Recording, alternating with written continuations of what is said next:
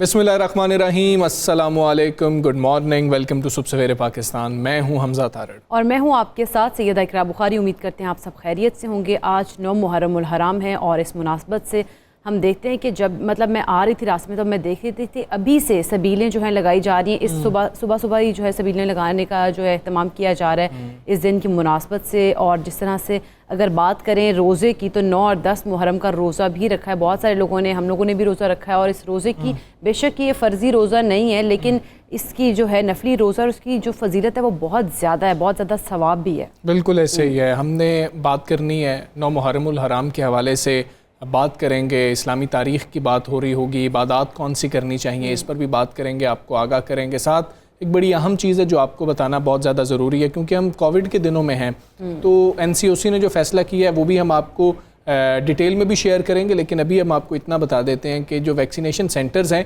वो 9 मुहर्रमुल हराम यानी कि आज खुले रहेंगे लेकिन कल बंद होंगे।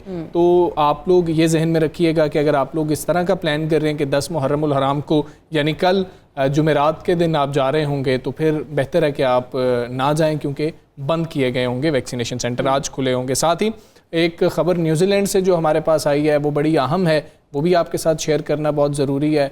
न्यूजीलैंड ने एक बार फिर लॉकडाउन लगा दिया है। अच्छा, और सिर्फ एक केस आने के बाद, बिल्कुल एक केस सामने आया जिसके बाद उन्होंने ये फैसला किया कि लॉकडाउन लगाया जाए। और यकीनन लॉकडाउन का फैसला इसीलिए किया होगा कि एक केस है कहीं ये ज़्यादा बढ़ ना जाए। जिस तरह से डेल्टा वेरिएंट की अगर बात की जाए तो उसकी बहुत ज़्यादा जो ट्रांसमिशन की केसेस है वो बहुत ज़्यादा हाई है, तो वहीं पर जहाँ पर केस होता है उसको लॉकडाउन कर लिया जाता है उस जगह को। ऑकलैंड में आया है जिस तरह से ये मामला न्यूजीलैंड में देखा गया तो वहाँ पर भी लॉकडाउन का फैसला किया गया। एक केस के ऊपर ये फैसला कर लिया गया है। 3 रोज़ का पूरे न्यूजीलैंड में लॉकडाउन होगा, लेकिन 7 रोज़ के लिए ऑकलैंड में, क्योंकि ऑकलैंड के 58 साल ये शख्स हैं, रिहायशी हैं, जिनमें कोरोना वायरस की जो है तशखीस हुई है, तो उन्होंने इसीलिए बड़ा सख्त फैसला किया है। तो ये आप सोच लें कि न्यूजीलैंड सबसे पहले हम देख रहे थे कि उन ममालिक में शामिल था कि जिन्होंने कोरोना को शिकस्त दी थी। तो इतने सख्त फैसले किए जा रहे हैं, तो ये संजीदा मामला कितना है सिर्फ हमने इस बात का अंदाज़ा इस फैसले से लगाया। आज 9 मुहर्रमुल हराम को तमाम बड़े और मरकज़ी वैक्सीनेशन सेंटर्स खुले रखने का फ़ैसला किया गया है, जबकि कल 10 मुहर्रम को मुल्क भर के वैक्सीनेशन सेंटर बंद रहेंगे। आज ये फ़ैसला इसलिए किया गया है कि हमारी आसानी हो, हम लोग जो जाना चाहते हैं वैक्सीनेट खुद को करवाना चाहते हैं, अमला सिर्फ हम लोगों के लिए वहाँ पर मौजूद। बिल्कुल ऐसे ही। अच्छा, ये फैसला जो गुज़श्ता रोज़ वफाकी वज़ीर असद उमर की ज़ेर सदारत NCOC के इजलास में किया गया।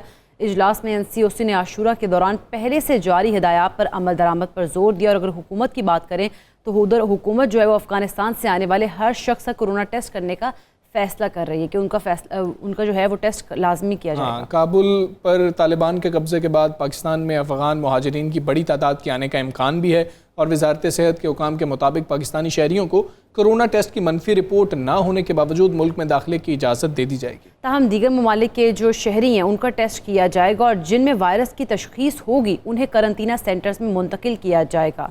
दूसरी जानिब अगर बात करें पंजाब की तो कोरोना केसेस में इजाफा हो रहा है बहुत ज़्यादा। अच्छा, पंजाब में केसेस की जो मुस्बत शरह है वो 6.1% है, और लाहौर की अगर खुसूसी तौर पर बात करें 8.2% जो है मुस्बत केसेस की शरह रिकॉर्ड की गई है। और डॉक्टर यास्मीन राशिद ये कह रही हैं कि पंजाब में यौमिया 5 लाख लोगों को वैक्सीन लगाई जा रही है और अब तक सूबे की 35% आबादी जो है वो वैक्सीनेट हो चुकी है। उनको कहना था कि अक्सर जो है वो लोग जो हैं वो वैक्सीन उनको लग जाएगी, और कुछ जो लोग हैं वो वैक्सीनेट हो गए हैं, जिनके आप कह लें कि जो फर्स्ट डोज जो बिल्कुल ऐसे वो यही कह रही हैं कि अगर अक्सरियत को वैक्सीन लग जाएगी तो फिर तो हम सब कुछ खोलने के लिए तैयार हैं, लेकिन जब तक सब वैक्सीनेट नहीं हो जाते या अक्सरियत वैक्सीनेट नहीं हो जाती है तब तक ये अगर एक्सपेक्ट किया जाए गवर्नमेंट से कि गवर्नमेंट बिल्कुल ऐसे कर देगी कि कोरोना ख़त्म हो गया है, ऐसे फैसले किए जाएंगे, सब कुछ खोल दिया जाएगा, आपको SOPs पर अमल दरामद नहीं करना होगा, तो ऐसा बिल्कुल भी नहीं होने जा रहा है। ये सारी सिचुएशन है। साथ ही हम ये भी जानते हैं कि जुलूस आज निकाले जाएंगे, मजालिस होंगी,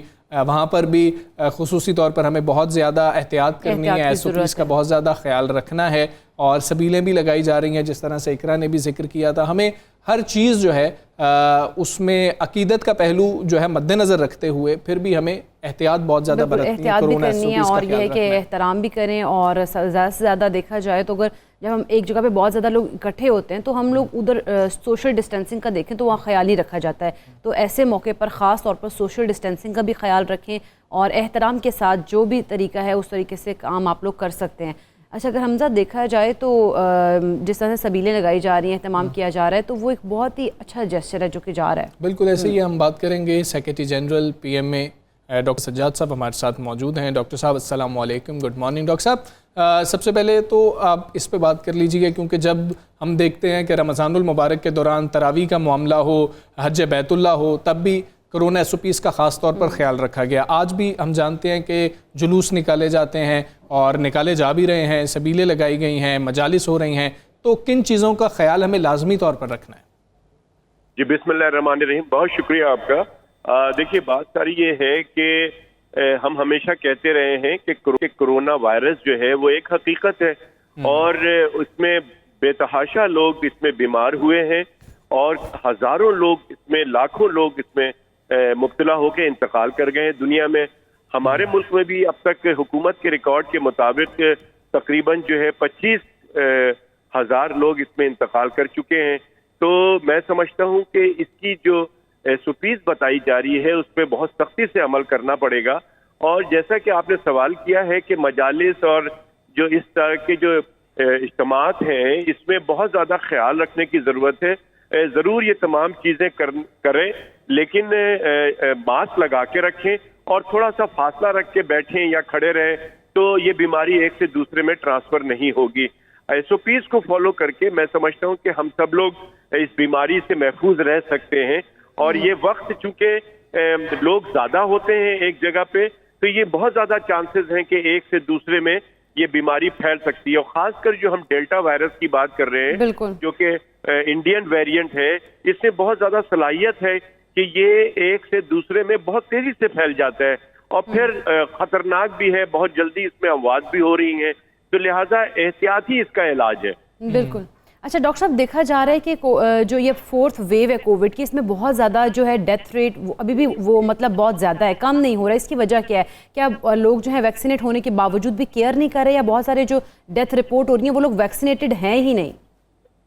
دیکھیں یہ بہت اچھا سوال ہے آپ کا، اور آپ کے توسط سے تمام ناظرین کو میں بتانا چاہتا ہوں کہ یہ جو لوگ اب اس وقت کراچی میں اگر میں بات کروں اور پورے پاکستان کی بات کروں تو 85% وہ لوگ ہیں، 85 to 90% وہ لوگ ہیں جو لوگ ویکسینیٹڈ نہیں ہیں. اور 10 سے 15% وہ لوگ ہیں جنہوں نے ویکسین لگائی ہوئی ہے لیکن ان کی شدت بہت کم ہے. اور انتقال وہ انہی لوگوں کو ہوتا ہے جو لوگ کیئر نہیں کرتے ہیں ویکسین لگا کر، وہ یہ سمجھتے ہیں کہ ویکسین لگ گئی ہے اور ہمیں کچھ ہوگا نہیں.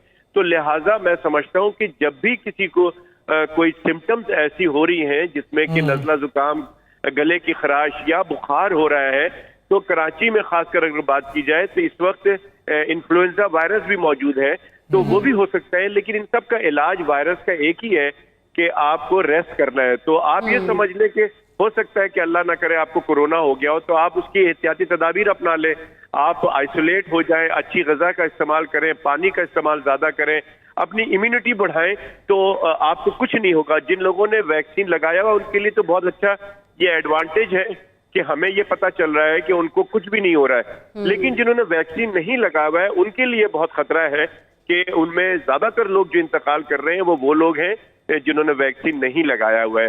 تو لہٰذا سب سے پہلے ہم ریکویسٹ کرتے ہیں کہ ویکسین پہلی فرصت میں لگایا جائے، جو ویکسین اویلیبل ہے وہ ویکسین لگایا جائے. کوئی ویکسین کی چوائس نہ پوچھی جائے، کوئی خواہش نہیں ظاہر کی جائے کہ جی ہمیں وہی ویکسین لگانی ہے، اس کا انتظار نہ کیا جائے. جو ویکسین اویلیبل ہے وہ ویکسین لگایا جائے اور ساتھ ہی ساتھ SOPs پہ عمل درآمد بھی کیا جائے. اچھا ڈاکٹر صاحب یہ بھی بتا دیجئے گا، بچوں کے حوالے سے پیرنٹس خاصے پریشان ہوتے ہیں، پھر سمجھ بھی نہیں لگ رہی ہوتی کیونکہ بچے کچھ بتا بھی نہیں پا رہے ہوتے ہیں. اور برطانیہ میں جو ریسرچ سامنے آ رہی ہے وہ یہی آ رہی ہے کہ جو 3 سال تک کی عمر کے بچے ہیں ان کی صحت پہ تو شاید ویسے اثرات نہیں پڑتے، لیکن دوسروں کو انفیکٹ کرنے کے لیے اس وائرس سے وہ سب سے بڑا کردار ادا کر رہے ہوتے ہیں، کیونکہ شاید 3 سال سے کم عمر بچے زیادہ لوگوں کے پاس جا رہے ہوتے ہیں، ان کو فیملی ممبرز اٹھا رہے ہوتے ہیں، ان کو پیار کر رہے ہوتے ہیں، اس وجہ سے ٹرانسمیشن کیسز بڑھ جاتے ہیں 3 سال سے کم عمر بچوں کے لیے. تو ذرا ڈیلٹا ویریئنٹ کے حوالے سے بچے کتنے افیکٹ ہو سکتے ہیں، ان پہ کیسے اثرات ہو رہے ہیں، یہ بھی بتائیے گا. بہت امپورٹنٹ سوال ہے آپ کا، اور میں سمجھتا ہوں کہ تمام لوگوں کو یہ بات سمجھنی ہوگی، خاص کر جو 3 سال سے بڑے بچے ہیں وہ جو باہر جاتے ہیں یا دوسروں کی رشتہ داروں کے یہاں جاتے ہیں، وہاں اگر کسی نہ کوئی نہ کسی کو بھی نزلہ زکام ہے تو وہ بچہ ایز اے کیریئر استعمال ہو سکتا ہے ان لوگوں کے لیے جن کو کہ گھر میں بزرگ ہیں اور جو کہ کو موربڈ ہے، یعنی کہ جن کو کہ بلڈ پریشر، شوگر یا کوئی ایسی بیماری ہے جس کی وہ دوا کھاتے ہیں یا ان کی امیونٹی کم ہو سکتی ہے. تو یہ اس طرح بچوں کو بہت زیادہ حفاظت کرنے کی ضرورت ہے، خاص کر وہ بچے جو اسکول جا رہے ہوتے ہیں. اگر ان بچوں میں ذرا سا بھی نزلہ زکام ہے تو ان کو اسی احتیاط کے ساتھ ان کو رکھنا چاہیے. اور جو لوگ اپنے بازاروں میں بچوں کو لے کے گھوم رہے ہوتے ہیں یا ایسی جگہ جو کہ شادی بیاہ میں یا ہجوم میں لے کے جاتے ہیں، ان کے لیے بہت زیادہ خطرہ ہے کہ اگر ان کے گھر میں کوئی بزرگ ہے، نانا دادا ہیں تو ان کے لیے یا نانی دادی ہیں تو ان کے لیے بہت خطرہ ہو سکتا ہے.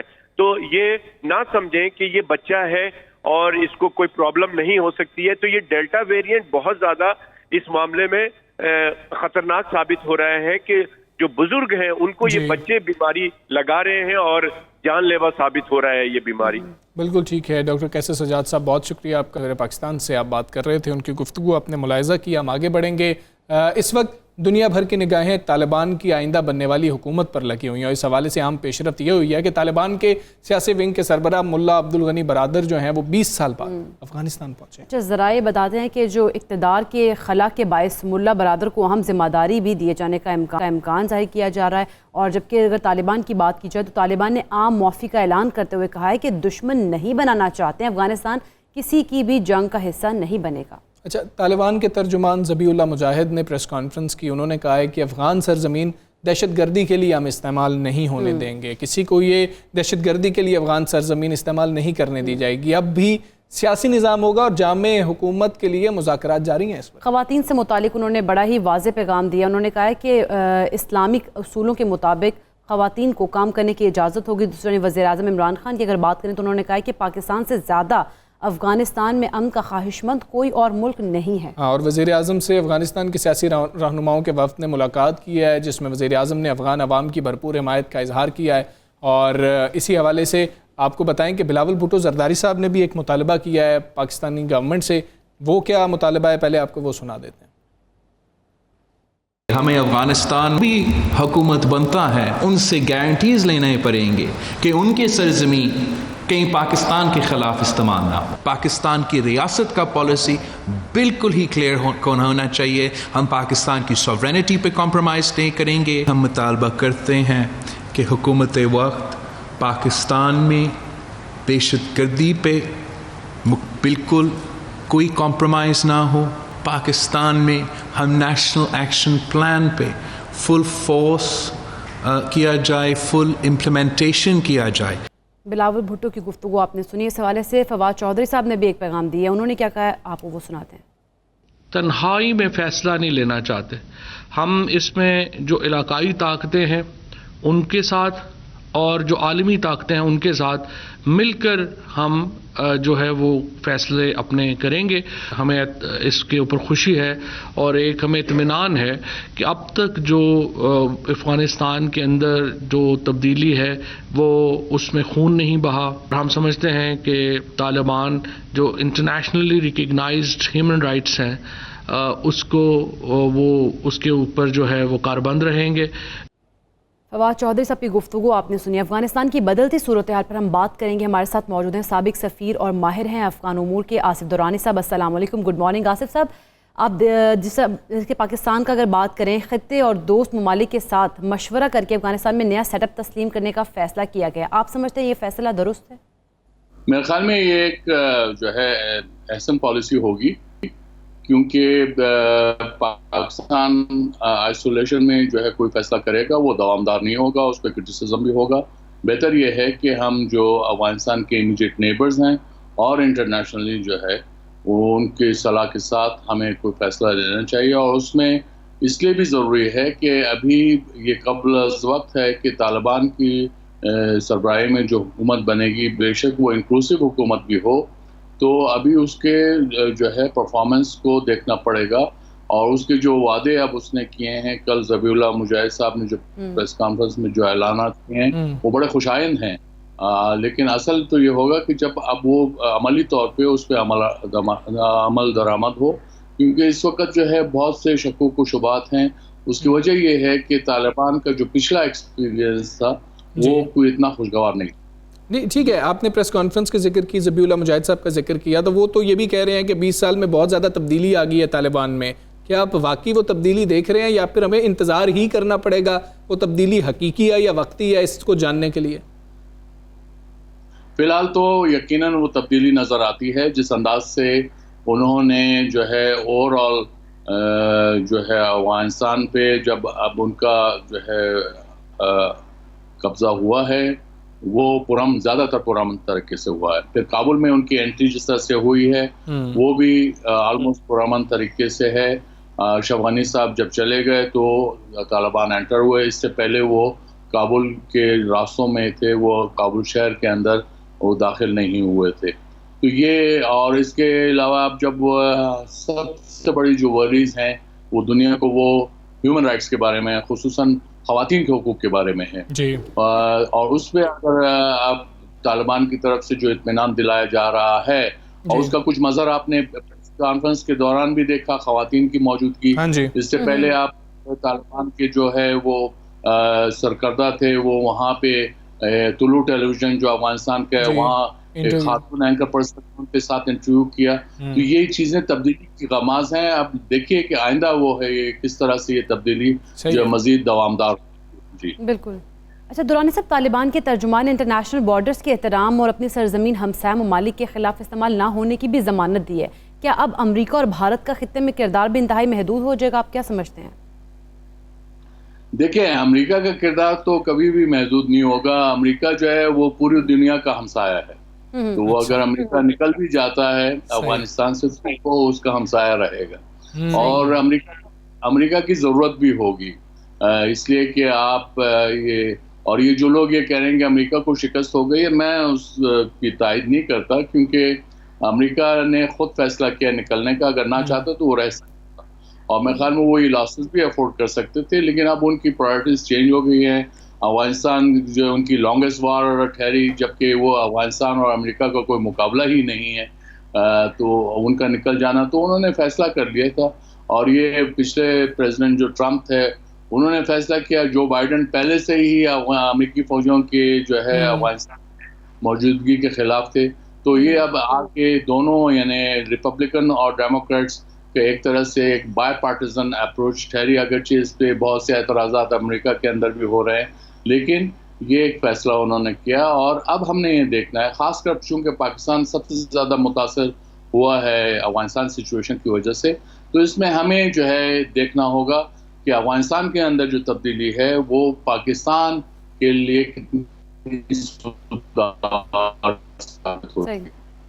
ٹھیک ہے. دران صاحب یہ بھی بتا دیجئے گا ذرا کہ جس طرح سے آپ امریکی صدر کا ذکر کر رہے ہیں، انہوں نے کہا کہ ہم نے جو اچیو کرنا تھا وہ ہم نے اچیو کر لیا، اب ہمیں مزید رہنے کی ضرورت نہیں ہے. آپ سمجھتے ہیں کہ یہ موقف ان کا درست ہے؟ جو اچیو کرنا چاہتا تھا امریکہ وہ تو امریکہ نے شاید اچیو کر لیا. جی بظاہر تو ہے، کیونکہ امریکہ کا جو یہاں آنے کا مقصد تھا وہ تو یہ تھا کہ 9/11 میں جو ٹیررسٹ حملہ ہوا تھا، اب ان کے جو جن کی سربراہی میں ہوا تھا وہ اسامہ بن لادن تھے، وہ افغانستان میں پناہ لیے ہوئے تھے. القاعدہ کا بھی زیادہ تر وجود افغانستان کے اندر تھا. طالبان نے جو ہے وہ انکار کیا اسامہ بن لادن کو حوالے کرنے کے لیے، تو اس پہ طالبان کی حکومت جو ہے چلی گئی. اور اسامہ بن لادن کو 2011 میں امریکیوں نے جو ہے وہ مار دیا. تو یہ ہے کہ ان کا جو تھا اسامہ بن لادن کو پکڑنے کا، مارنے کا، وہ تو انہوں نے اچیو کر لیا تھا. پھر امریکی اب یہ بھی کہہ رہے ہیں کہ جو القاعدہ ہے وہ جو ہے بالکل ختم ہو گئی ہے، یعنی تقریباً نہ ہونے کے برابر ہے. تو اس لحاظ سے بھی جو موقف ہے وہ کہتے ہیں کہ ہم نے اپنا ہدف جو حاصل کر لیا ہے، تو وہ بھی درست ہے. تو یہ لیکن اب جو نئے جو چیلنجز آ رہے ہیں وہ امریکہ جو ہے نئی جو ہے کولڈ وار کی طرف موو کر رہا ہے، تو اس میں اب ان کو چائنا زیادہ رائیولز نظر آتا ہے بنسبت اس کے کہ افغانستان کے. بالکل ٹھیک ہے آصف درانی صاحب، بہت شکریہ آپ کا. سب سے پاکستان سے آپ بات کر رہے تھے اور افغانستان کی صورتحال کے حوالے سے آپ جو رائے رکھتے ہیں وہ آپ نے ہمارے ساتھ شیئر کیا. ہم یہاں پر بریک لیں گے، بریک کے بعد واپس آتے ہیں.